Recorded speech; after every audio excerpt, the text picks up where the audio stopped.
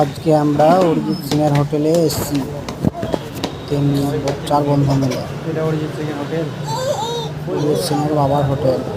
মাছ ভাত খাবো। প্রথমে আমরা উঠে গেলাম, তারপর গিয়ে বসবো। বসে গিয়ে দেখছি কোন দিকটাতে বসা যায়। এখানে কাছে গিয়ে বসলাম।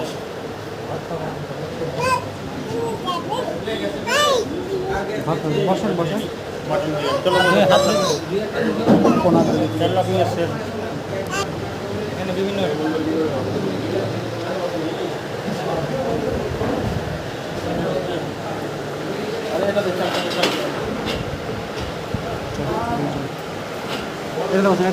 একটা দেবছেন